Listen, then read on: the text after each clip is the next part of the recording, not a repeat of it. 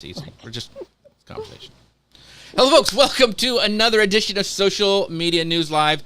I am so excited that you guys are here today. I've got an incredible guest. This is like part four of our kind of deep dive into podcasting. So if you missed any of those other episodes, make sure you go back to YouTube, watch those, or you can listen to them as a podcast. Whatever floats your boat. We made it easy for you guys. Go check that out. Dave Jackson was last week. Next week, we're wrapping it up with my friend Eric Fisher. So it's going to be all podcasting all the time for the next couple episodes. But anyway, so glad you're here. I've been wanting to have Elsie on for a while. Eric Fisher and like Lou Mangello and all these people who I look up to in the podcasting world, just can't say enough about Elsie. So I'm excited that you're here, Elsie. Thank you so much for being here with us today. You bet. I'm so excited to be here. This is so great. I love this. Yes, it's going to be fun. So as we're going along today, ask your questions. I want to bring up as many questions from you guys as I possibly can. We want to make the show all about and for you. And also, if you know somebody who's like maybe wanting to start a podcast or like they're struggling with their podcast, feel free from wherever you're watching to mention them down below. Call them into the conversation. Let them know what we're talking about. And that way we can spread this awesome goodness out to more people. In fact, we've already got people showing up saying, I need a podcast over on LinkedIn. Well, you are watching the right show right now because we're going to jump right into that right away. Lauren Gaggioli, how are you doing today? No mention of guacamole? I didn't say holy guacamole. What? It's Lauren Gaggioli. I'm sorry. I'm sorry. I'm doing well. Thank you so much for having me here. I'm really excited to learn at the feet of a master because podcasting community is something I've struggled with in the past. And I'm really, really excited to learn how you do it and understand the secret sauce. Yeah, so make sure you interrupt me, Lauren, because you know me. I will just like, you got to jump in because I will like hog the conversation because I get so excited. All right, so I'm going to hit go on the podcast player and we will get started. Hello, folks. Welcome to Social Media News Live. I'm Jeff C., and you're not. And I'm Lauren Gaggioli, and this is the show that keeps you up to date on what's happening in the world of social media and more. Have you ever thought about the intricacies of crafting a podcast community that truly connects, or maybe you're eager to uncover the strategies behind a successful community engagement strategy, or maybe you're on a mission to transform your podcast into a hub of genuine interaction and shared passion? If those thoughts have resonated with you, then you are in for a great episode today. We are elated to introduce a guest who embodies the spirit of community building. She's a podcasting virtuoso who has seamlessly woven her listeners into a tight-knit community. Elsie will be unveiling her experiences, her wisdom, and her golden rules for fostering a thriving podcast community. So sit back, clear your schedule, clear your mind, and get ready for an episode brimming with revelations and motivations. So let's dive right in. Elsie, how are you doing today? Oh, I'm just great. I'm great. What an intro. My God. Oh, just wait. All kinds of words. There is more, because I want to introduce you to the guest. So for the people who don't know who Elsie is, she is a passionate podcasting advocate and mentor for independent podcasters. She is known for her work in driving conversations about the power of podcasts to create social change and their impact on culture and society. She's got 17 years of experience in the podcasting industry. She has been a proponent for a greater diversity and representation in the field. And addition to her advocacy, Elsie is an inductee into the Academy of Podcasters Hall of Fame. Co-founded She Podcast, a podcasting community with more than 22,000 members, and she's also the director of community and content at Libsyn and co-host and producer of The Feed, the official Libsyn podcast, which is an amazing podcast, by the way. And through her work, Elsie has enabled and empowered countless individuals to pursue their dreams of podcasting, discover their voice, and get clear and confident in the industry in their own way. Elsie, once again, thank you for being on the show today. Oh my gosh, you bet. Thank you for having me. We've got your fans here already. Scott Ayers, thank you for watching, Scott. He says Libsyn is the best. So Yay. We've already got people coming in. Gary said, good morning from Huntington Beach, you good people. Thank you, Gary. He's a faithful watcher and listeners. I appreciate you, Gary, for popping in. So we're going to just jump right in here because there's so much we want to talk about today. And Lauren, once again, jump in because this is going to be like me going crazy. Don't go my way. One of the things, it is a struggle I know for podcasters, because it's kind of, and we talked about this a little bit last week with Dave Jackson, it's kind of a one-way thing. You're talking to the audience. It's hard for them to talk back. So what inspired you to kind of create your community and really focus on this community building aspect in your podcasting journey? I think I started to do that because I got into podcasting because of the community. That was like one of the biggest things that got me into podcasting, like hands down.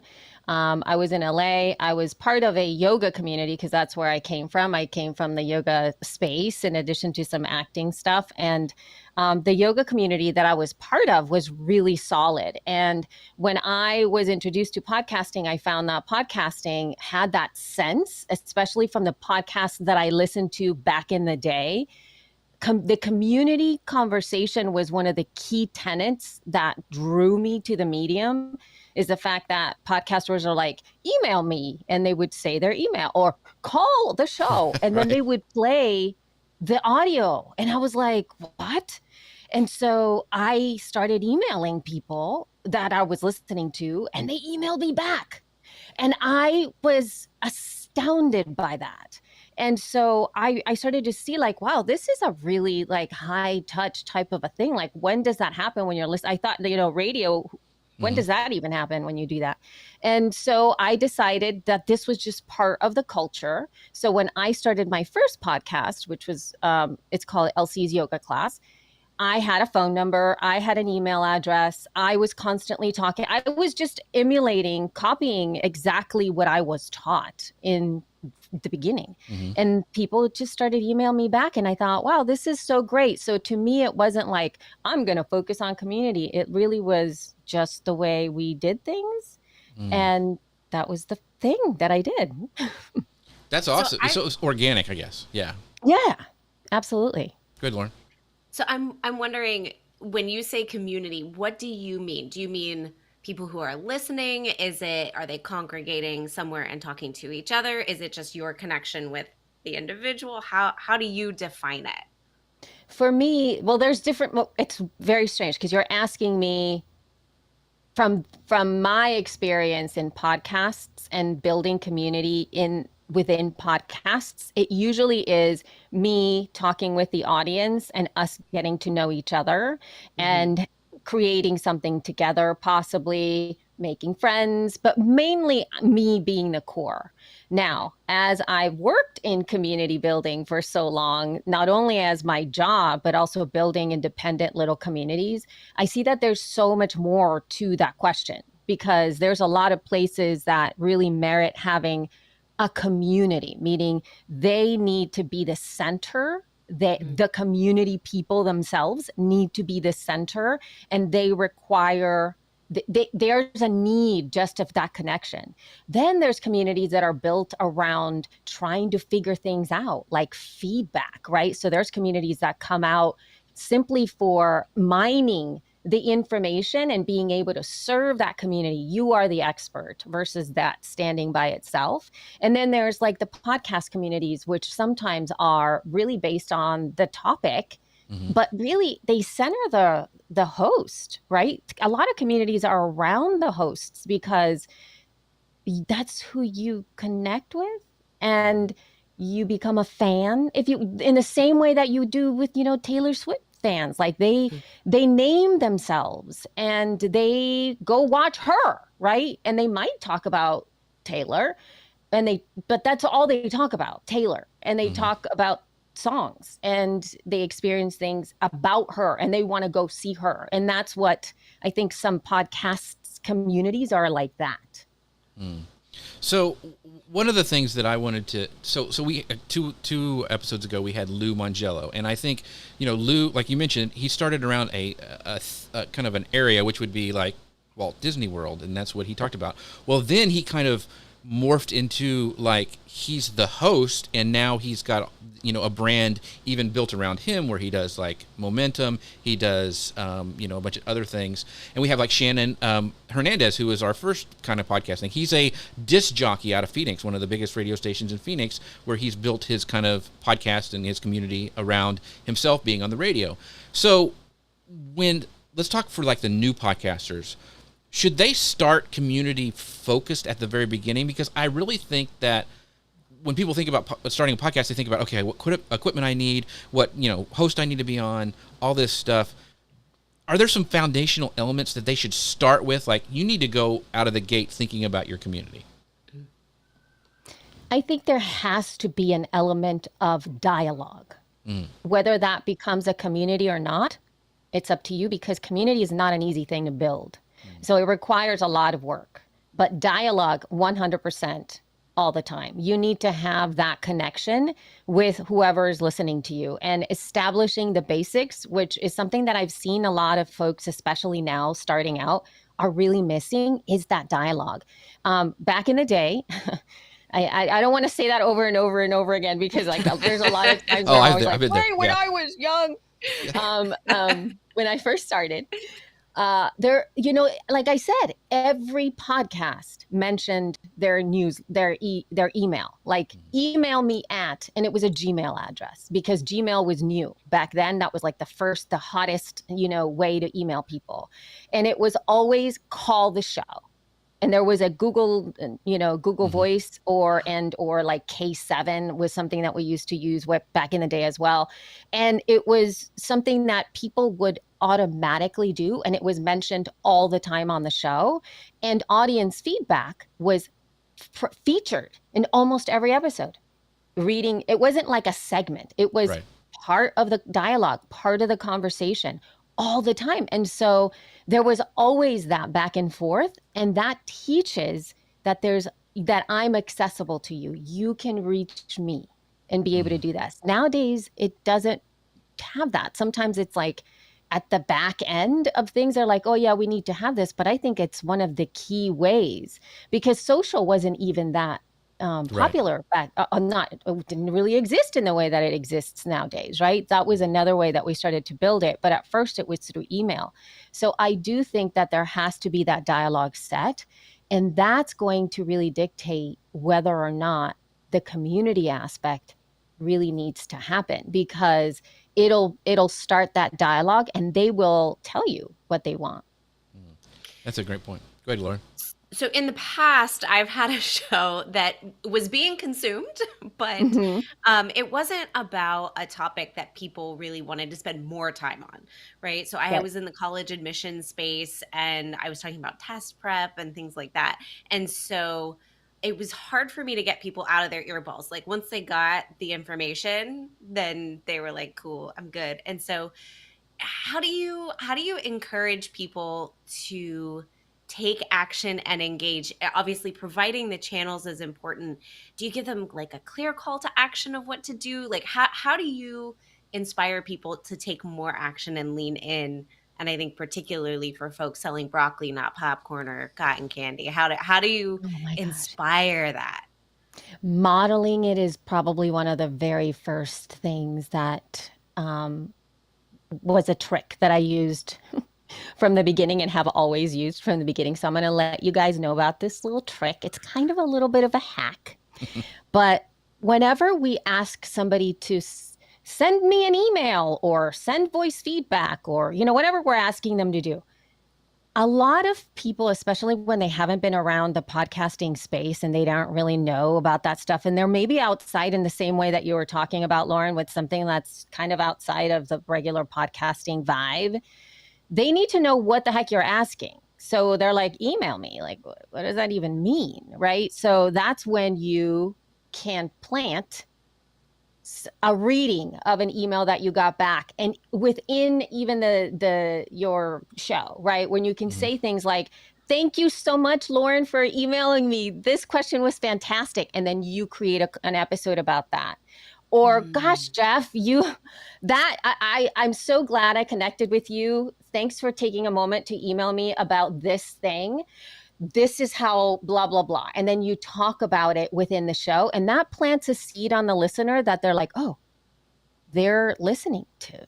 They're picking stuff up. So that starts to teach that. And it tells them how to do what you're asking them to do, and how you're going to use it, or why it matters to them. Because what I found for myself is I started to get questions about the first podcasts that I ever listened to were about computing, like Right. computers, because I didn't know how to use computers, in all like transparency. I was like really scared about computers. I subscribed to a podcast that was called Computing 101, and it was put on by Harvard University, actually. And now it's part of the EDU component Right. of iTunes, but back in the day that wasn't it. And he was always saying like, hey, email me with your computing questions. And I was like, okay. And it made me feel like I could ask the question to the teacher. And so I did. And he would talk about the questions that he was getting. And so it made me feel empowered to send things in, because I heard other people asking questions and having those questions answered. And but it took me a while. And that's the other thing, Lauren, it takes people, like, it's scary to engage in that way. So you always have to think that sometimes it might take them a little bit of time to be able to get forward. And the other thing is, there's been a huge change in the industry. Maybe we can talk as we move through. But it used to be so much easier for me to get feedback from people. Like, I literally could just mention it randomly within a show, and I would get like 10 plus pieces of email coming back at me, people submitting things. Like, it was so easy. I didn't even have to work at it, which was such a privilege that I realize now. But nowadays, so many people are asking so much of their audiences everywhere, and audiences are listening to so many different things that they can't do. They're like, it's a full-time job for an audience member to be giving feedback and or audience, whatever, to all the people that they listen to, right? Mm-hmm. So it has to really align with that, that thing that you're like, okay, this is really important to them. It behooves them to get the benefit of reaching out to you, because if it's just because you want feedback, you're not going to get it. That's awesome. So really quickly, I wanted to bring up some comments. So one of the reasons I love this show so much is because I get to bring up comments, and it is like, it's feedback. It's otherwise I could just do a YouTube video and just throw up stuff. Yes. But I love this. Like, for Dustin says, he goes, hey, I'm getting here a bit late, but a hugely important topic for its community. While not a podcaster, I spend a lot of time on this topic over the years. Community is crucial, which Dustin does a great job around his new AI tool, Magi, which is amazing, by the way. He's been on a couple shows back, but he also says, and Gary Stockton chimed in, says, hey, Dustin Stout, we have a cool little community built around the show. See, you guys are awesome. Yep. I love you guys so much. But, and even Bree says, love this, Elsie. This is fantastic advice over on LinkedIn. And this is a point that I want to talk about, and we're going to dive into this a little bit more too. Dustin brings up again, it's very easy for communities to fizzle out. My product users are begging for a community right now, but I'm afraid I don't have the time, energy to put into it. So I think that's really crucial, and we're going to talk about maybe some managing of communities a little bit later, and hopefully we'll get to Dustin's question. But I wanted to get really quick before we move on, Elsie, can you give an example of like a pivotal moment of feedback from your community that like shaped the direction of your podcast? Because I think a lot of people will get some great ideas from that, like something that happened that one of your community said, you know what, we're going to do that now on the podcast. Yeah, this is probably not going to be the exact answer that you're looking for me to give you, but it's something that I really believe in nowadays. And I think especially as like somebody who's been around for a while, stuff I didn't really think about in the past. But it came from my very first podcast, again, Elsie's yoga class. I started that podcast. It was a live yoga class that I used to teach. I used to just record myself while I was teaching a live class. And my focus was on the students that were in front of me. Mm-hmm. And I built a really solid, very vibrant community around that. They were really engaged. They were emailing me all the time, super like, I was getting so much feedback from them. And then they started to ask for very specific things. Like, they became very a little extra engaged, and they were like, how come you don't do classes that are 30 minutes? How come you don't do classes that are 15? I really want a class that is addressing my shoulder issue. I have a knee thing. Can you do a class for my knee? And so I was like, okay. And the thing is, when I started, I created this show based on a situation that I had going on. And I started to realize I don't want to change my show for you. Like, I'm the boss of my podcast.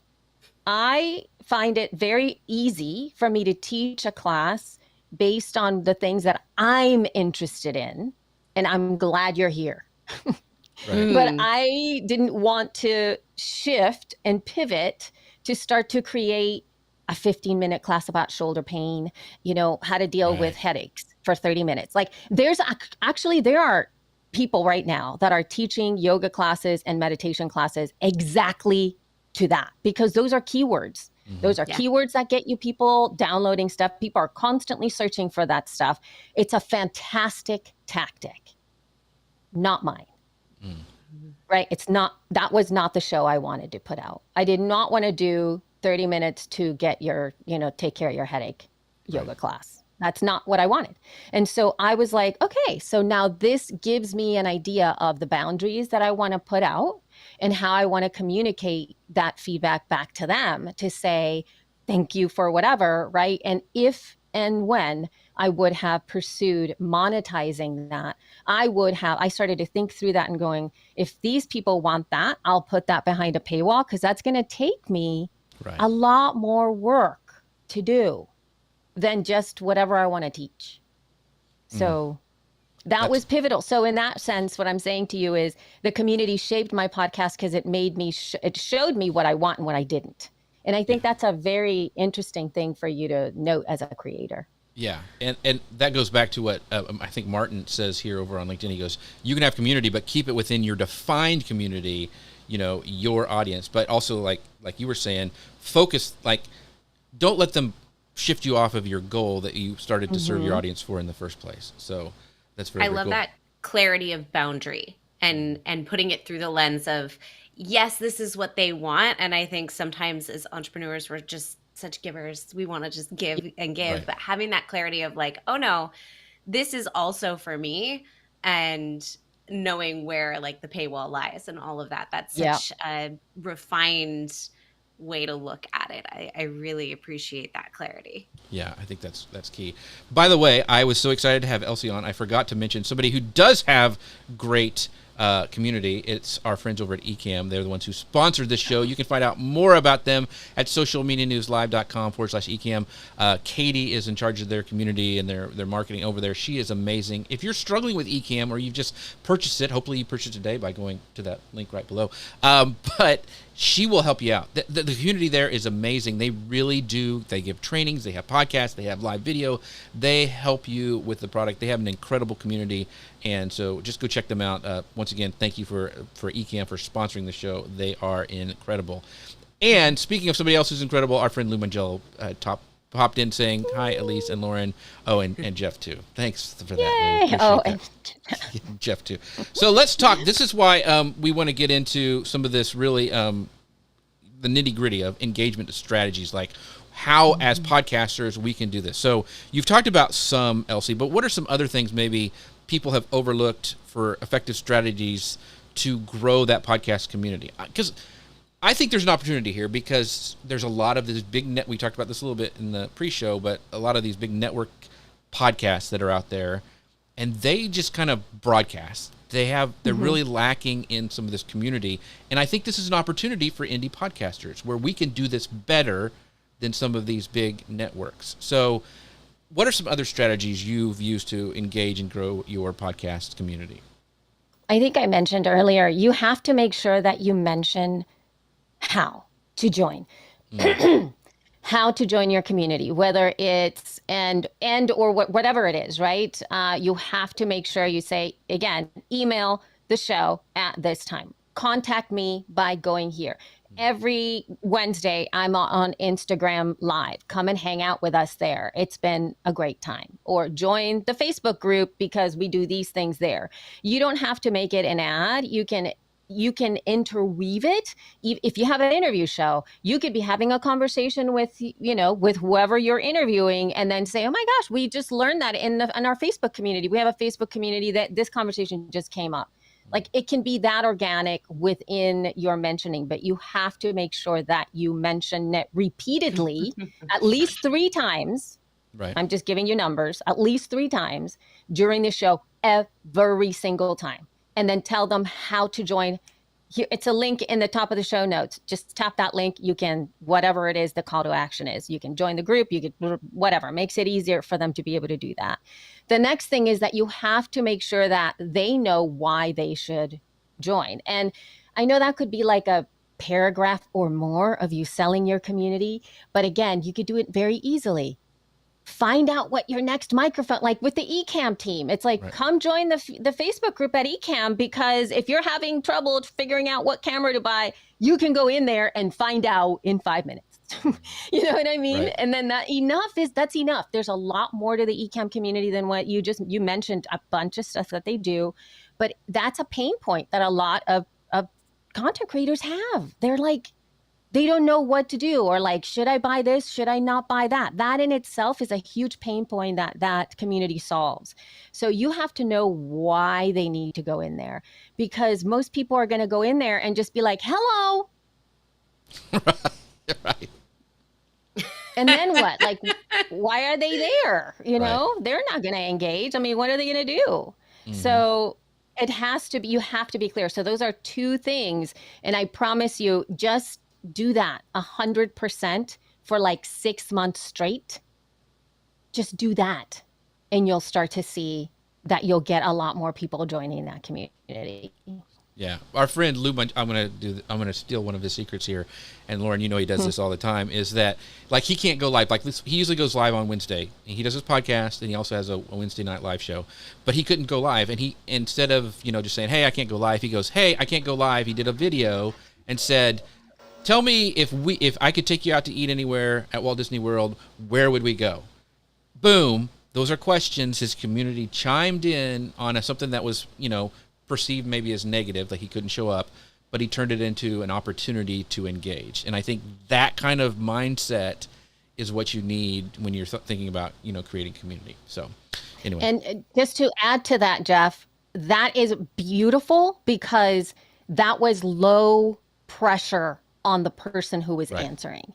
And I think what tends to happen whenever we ask these engagement questions with a lot of the communities out there, they are, especially with like maybe a show that's a little more in depth, the questions tend to be a little too deep.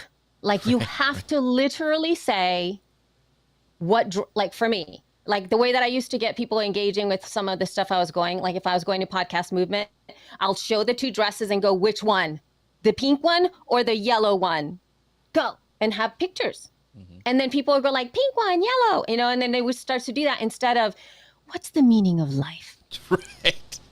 What would be that one thing that you would change? What would you, like, so what would you say to your, to your 13-year-old self, or to your 21st-year-old self now that you're 50?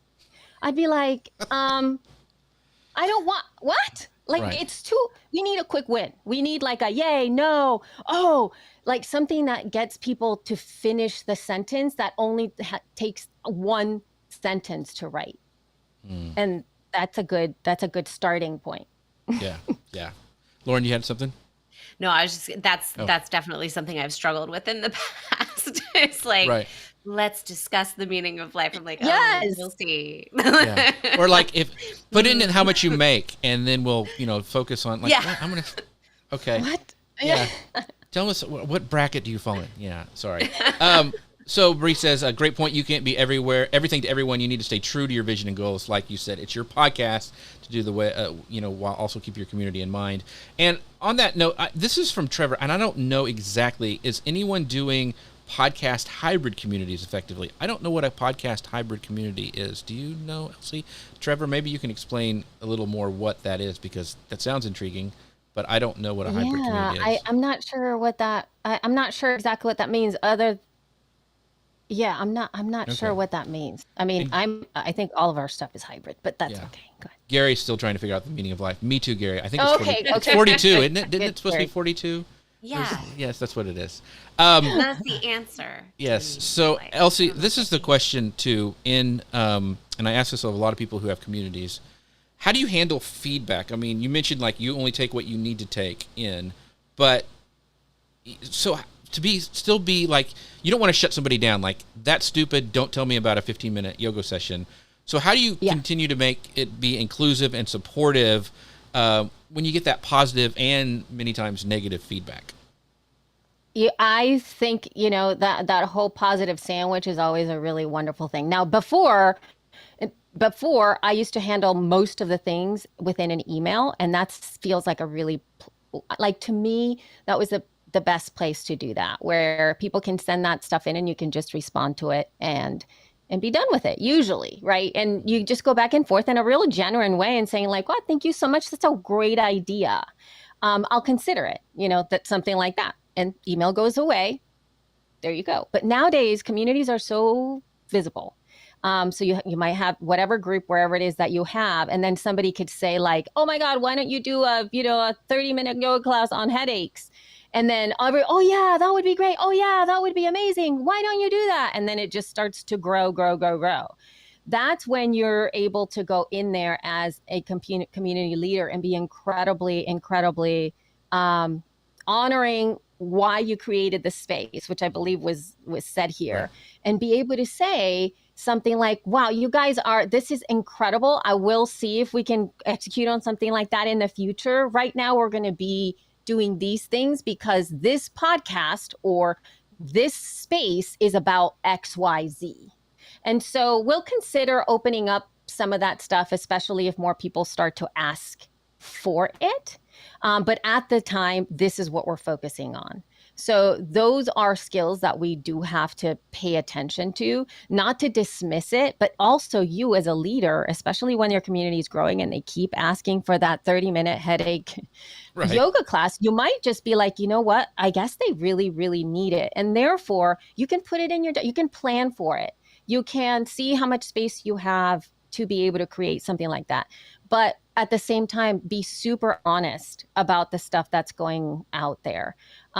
I've gotten, positive and negative things coming my way in communities, and you have to be able to right away look at it in the face, read it, and especially if it's a negative comment, because for positive comments, of course, you're like, "Oh, that was so nice."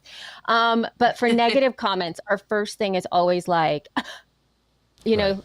"Oh my God," and you get defensive because, for whatever reason, whether they're telling you whatever, right? Your audio quality sucks. Your topics are like, "How come you had that guest on? I really hate the way that you chew on the mic." I don't know. Like there's whatever, all the things. People are they just start telling you stuff. Part of it is the first thing you have to do is to be able to sit with the openness to see if anything that they're telling you is true. And you have to own that for yourself, whatever that is. If it is about audio quality and that it's really sucky, you have to sit with that and you have to be like, okay, let me consider that maybe it is, right? Because that's a truth that's really hard. And then sometimes we have crappy audio quality because of life situations, life circumstances. We don't have the privilege. Like right now, I finally, after I think 15 years into podcasting, I now have a studio. 15 years. Prior to that, I was on my bed. I was in a closet. I was in the bathroom. I was in the living room. I was like anywhere and everywhere recording. So now I can finally be in that place. And so you have to allow yourself to see like, what can I do given my circumstances to be better at XYZ, whatever that is. But if it's not true, you also have to be able to take that in and very gently be able to say like, "Thanks so much for your feedback. I appreciate you taking the time to listen to this show." Yes, being very diplomatic about it. Emoji. Yeah. Emoji. Yes. That's my every time emoji heart. Mm-hmm. Exclamation point. That's the way that I deal with a lot of that stuff. Yeah. Emojis and exclamation points as a mindset buffer. Yes, totally. That's true. So, because I get like even now, I'm sure with this episode, because so you talked about audio quality. Somebody will say like, "I can hear the noise gate when you talk on your mic," and I'm like, "Yeah." Because there's an air conditioner. It's hot in Texas, and I choose to be not dripping with sweat. And so, you just kind of have to deal with that stuff as it comes. So, Lauren, you had something that you wanted to bring up? Yeah, so we've talked about having people engage with you directly, but then we've sort of moved into it sounds like social spheres more, and like how to facilitate communities more like on Facebook or Instagram. Do you have any strategies, like any best practices? Is there a particular social platform that works best that you found? Does it depend? I'd love to know more about, like, once you have people engaging via email and you have that one-to-one, what's the next step for somebody who's starting out? Oh my goodness gracious. Mind you, I feel the social spaces right now are in a volatile space. So what was true 3 months ago is not true now. Like it's just that much. Before it's been fairly steady for since I've been around really in terms of changing, ebbing and flowing, but there's such volatility I think around everywhere else. I just want to call that out because I can't, it's not the same place it was. The end. It's just not. Yeah. Social as a whole is not the same place it was. And so there are some things that used to work, before, maybe not now. But to your point, Lauren, you have to know who your audience is when you're building community outside of the email. Meaning, where is your audience, number one, right? Because people who are, if you're trying to build a conversation around tech and around gadgets and around, coding, they will probably not be on Facebook. So Right. they're going to be maybe on Mastodon. And that's where you go, or a Discord channel, or they are running their own stuff, and they've coded it themselves, or like that's something that they would be even a normal, like a regular forum. Those types of folks would be very comfortable understanding how to do all of that stuff, like a subreddit.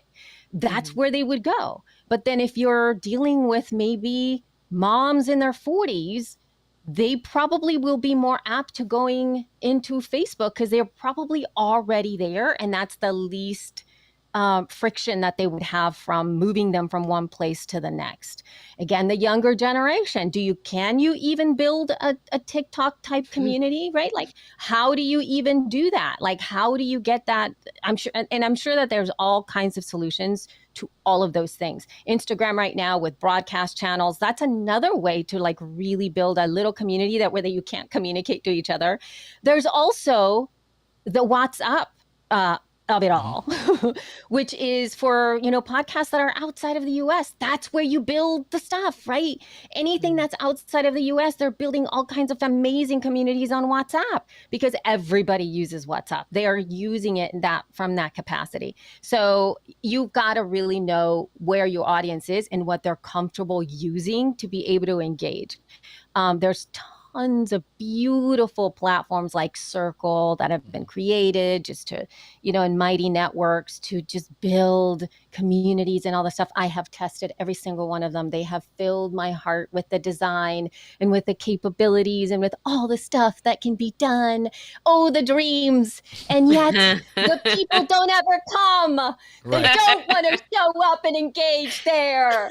And so it's like, it's such a heartbreak. And it has to be like, you got to constantly be investing in nurturing those conversations in such a hardcore way. So unfortunately, there are no best practices for doing that other than really know your audience and know what their capacity is to take action. Because I've been there. For She Podcast, we tried. I hate Facebook. Okay. I started to want to move out of Facebook like 4 years ago. I'm like, I can't handle it. We need to move. Blah, blah. For the love of God, we tried everything. Yeah. Nobody's going.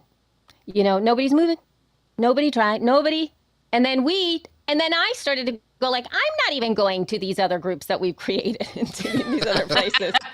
How am I supposed to get these people to do that too? So it's you learn, and so I've given up. Now the other thing is that Facebook, and this is a wonderful example of what could happen when you are using somebody else's playground, if you will, and you are using that, you have no control over a lot of things. So we started She Podcast as a very small, intimate community. We all kind of sort of knew each other, or somebody knew somebody that knew each other, and all that kind of stuff, right? And it grew, and it was great, and it felt so intimate and lovely, and it grew and it grew. And then Facebook started to do the whole like, groups are amazing, and they started to really promote groups within the platform, and it expand. Like, we have over 22,000 people in that thing now, and they just keep coming. And most of these people have zero idea about She Podcast, who started the show, like what we are, what we stand for. Like, they're just coming, and everybody's like, hey, what's up? This is my group now, and you're like, wait, what? And even with all of the systems, the questions that you can ask, the opt-ins that you ask them to do, like all of those things, it's too much. Facebook there's no vetting. It just keeps growing. And so you don't know if you're going to end up where the thing takes a life of its own, and you're just like, this is a whole new place that we created, but it's now its own thing. Yeah. Right? So you got to be ready for that too. That is true. It's somebody else's playground, and you never know what's going to happen. So I want to like maybe focus a little bit on some of the tech for podcasts. I know you mentioned, back in the day, there were some tools for getting engagement, or maybe like letting people communicate to your podcast. I know SpeakPipe is one that I know a lot of podcasters use. Are there any other like tech that would fall into like helping build community that you would recommend, or that you've seen other podcasters use, Elsie? I think that as of now, like one of the, it's not even tech, but that I have seen work very well across social is hashtags. And, there's a lot of, if you can really find a hashtag that you can have your audience really use. Again, you have to tell people all the time. One of my favorite podcasts is called Mac Power Users. And then been using a hashtag called Ask MPU. So it's hashtag Ask MPU. And if you use that hashtag, or you did prior to, again, the way social now is completely different. They've had to like pivot also with a lot of stuff.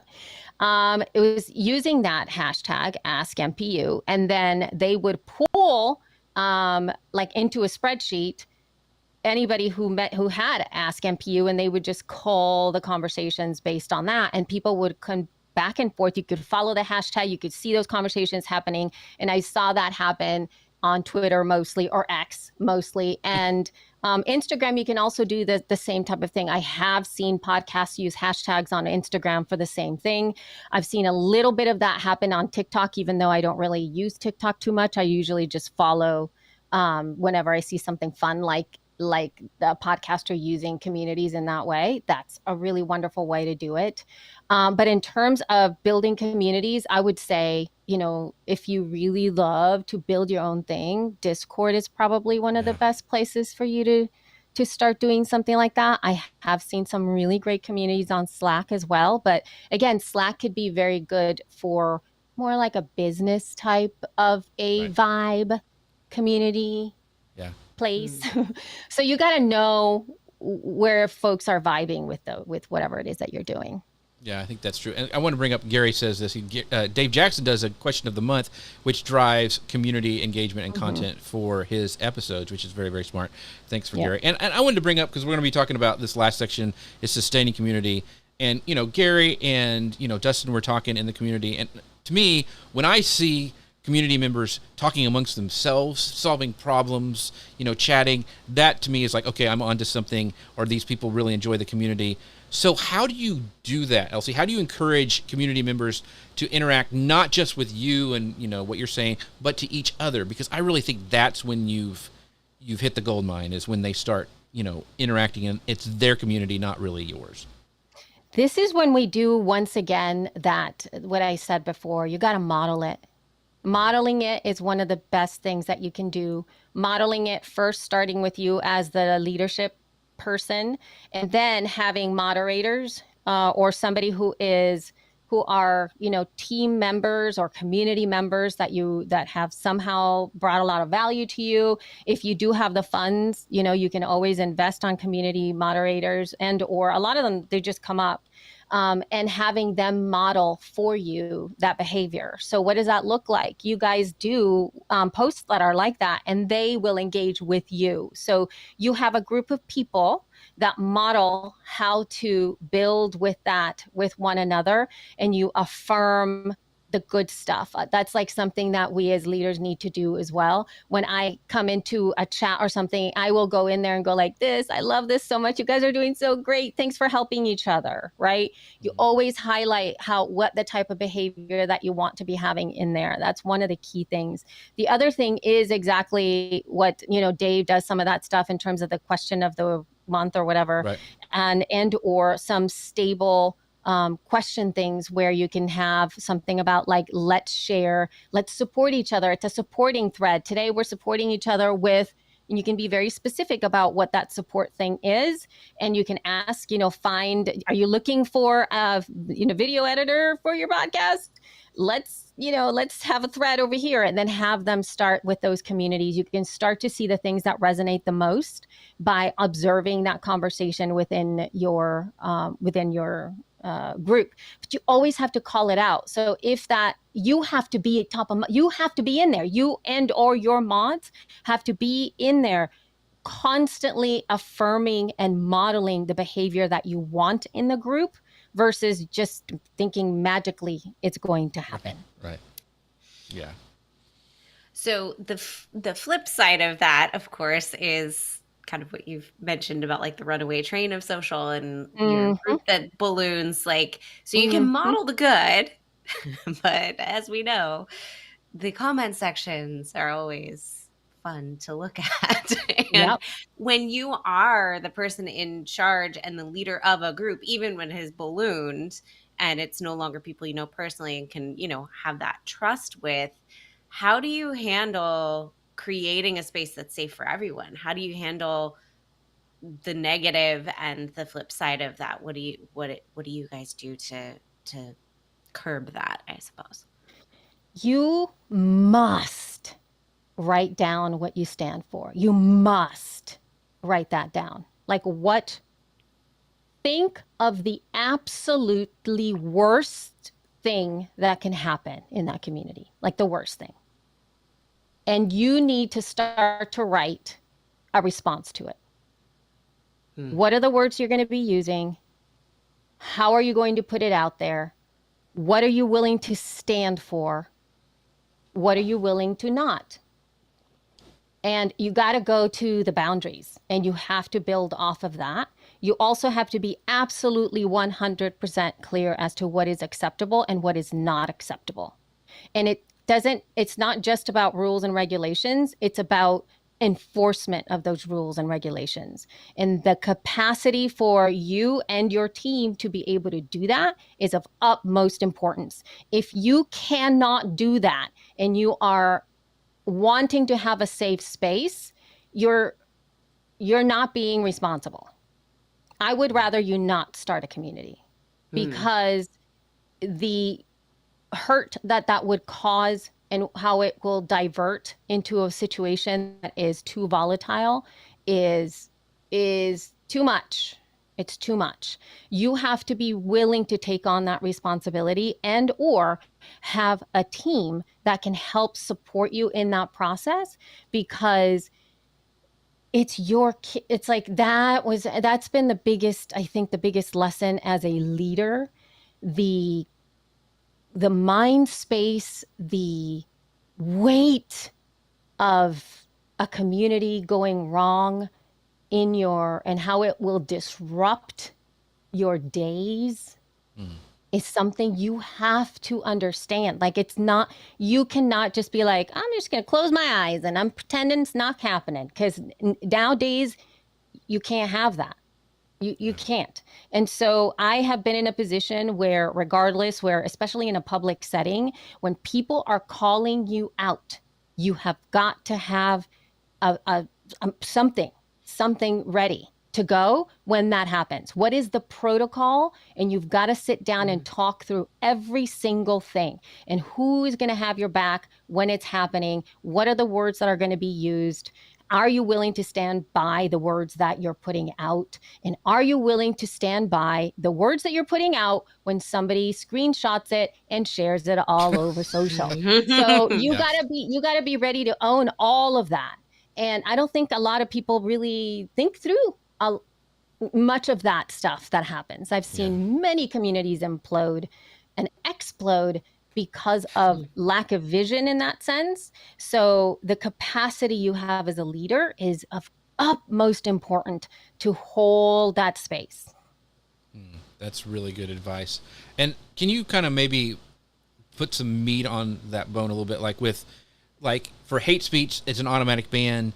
If they are kind of being inappropriate, it's like 3 strikes, you're out. How do you set those rules and limits in that community? I'm assuming that like you said, you want to have something ready to go. Do you have that planned out even before you start a community? And does that shift over time? Like the rules, I think is really important. And I'm assuming that's different for everybody, but I just want to know your thoughts on how to set that up and like what's automatically kicked out.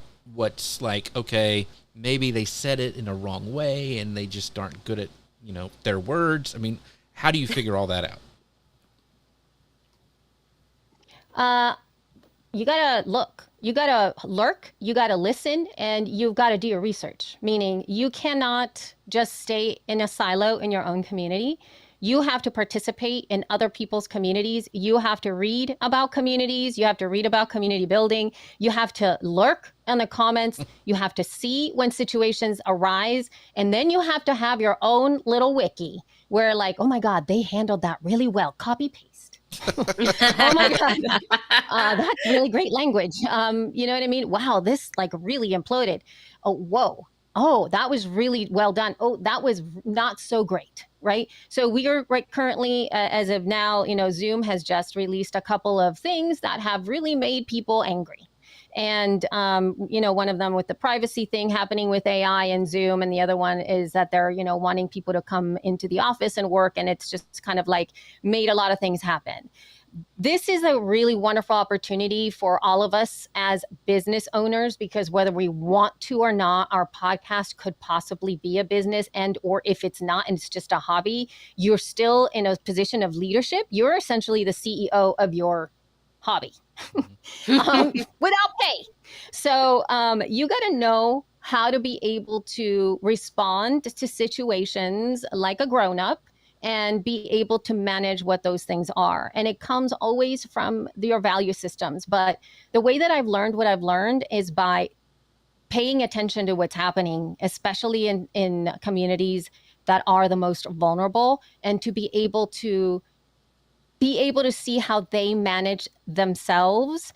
And also to understand that any community that you build, you always have to look at the most vulnerable first, because those are the folks that are often immediately silenced and or dismissed.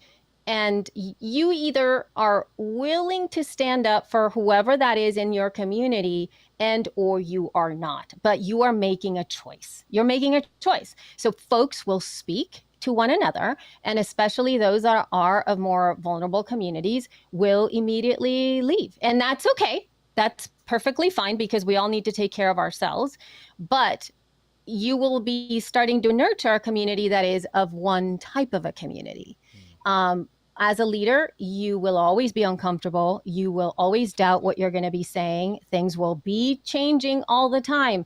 Language and the use of language is going to be changing almost from year to year. This word's not okay to say. That word's okay to say. This is the new word we're now using. Oh my God. Okay.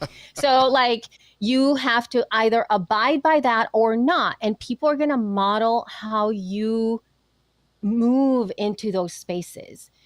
So there's not like a right or wrong, and it's always about learning. And speaking of sustainability, you have to be ready for that. And if that's not something you want to do, then don't have a community, or don't have,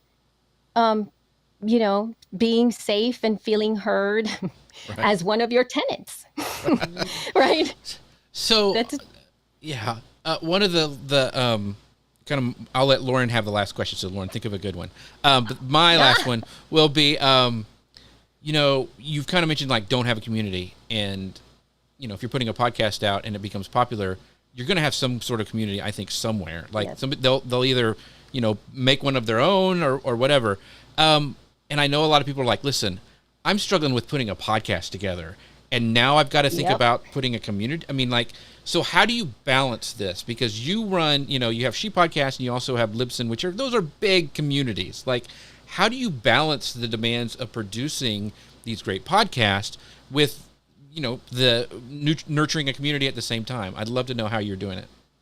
Yeah, I think that part of it is with She Podcast, I've really stepped away from being there now for, I think now going on 3 years, as in like on the date. I used to be like answering everybody's questions and all that stuff. And there comes a point where I think when the pandemic hit, it really changed so many different things. And my capacity was at, I think all of us hit a wall at some point, or all of us have to realign where we need to do our things, right? And so I have stepped away from that. There is a team that Jess works with that is managing a lot of the community that goes in there. But like in my mind space, I just could no longer be present in the way that I had been in the past. So there's that aspect that sometimes you have to make calls. So that's one thing in order for you to sustain yourself. When it comes to being able to create content and nurture a community, on the feed, the official Libsyn podcast, my community is all based and handled via email and on the show.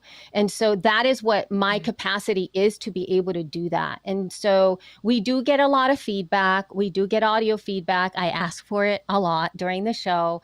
And then we craft our episodes largely around that communication between Rob and I. It is a community driven show, and it is by choice. We've decided to do that. It's where we give voice to questions that are coming out, address conversations that are within the community, things that are coming to me, things that are coming to Rob, and then we bring those together through audio feedback. I very rarely engage with the community outside of email, so I can manage that. I process the email every other week. So, fortnightly.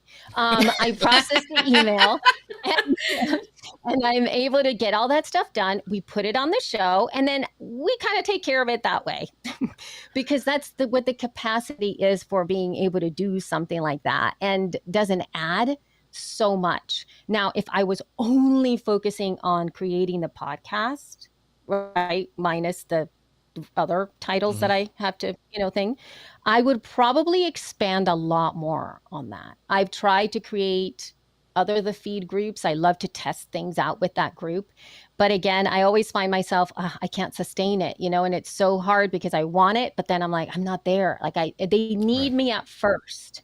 So you have to really do that. We've had meetups. We've had great meetups in the past. I'd love to do more of those. I think that would be really fun.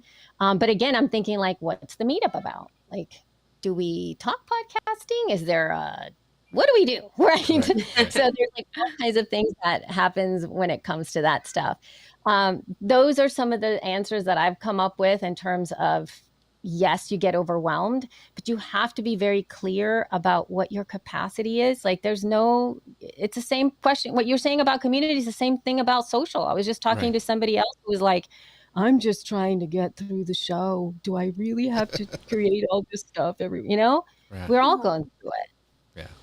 Yeah. Lauren, you have the last question. I just so appreciate the full scope of visibility you're giving to the challenges. And I think that, framing the feed's community as that more one-to-one connection is so useful for those of us who feel overwhelmed when we go, oh, and we're going to have to like have all these things that we're using to like guide this. It's like a whole other full-time job. So I'm so grateful to you for the visibility you're giving us to the challenges and the downside. I do wonder, because we sort of started by saying like social's changed so much in the last 3 months. Did you bring your crystal ball? Do you have any predictions for like where we're headed? I mean, you've been in this space for a long time, and you've watched a lot of different trends. Do you have any sense of what we're being pulled towards and sort of where we're going next in terms of community building and specifically community building for podcasters? Yep. So what I think is intimacy and privacy. Those are two key things that I'm feeling from communities. And also as community as the thing, meaning the community is the center versus I know it's not a marketing tool, but it's like versus a marketing tool or as in another way to grow your podcast, but community as the thing. Because there is a huge need from people to connect with one another, and that in itself is the product, meaning people are looking to network, they're looking to connect, they're looking to talk, they're looking to feel validated in their experience in intimate settings where they feel safe. That's what I have seen in my neck of the woods, right? This might not be what you've been seeing in depending upon where or what type of industry you are podcasting and or about. I know that I have done a few meetups, virtual meetups that have been very well attended in the sense that anywhere from like 12 to about 20 people showing up to just be together and talk. And they've given me a lot back. And so I'm thinking, and so again, as of now, the non-scalable is what's really calling my name, and I have seen work in a lot of different ways. So the value of that, I'm not sure in terms of business and ROI, how much that is, right?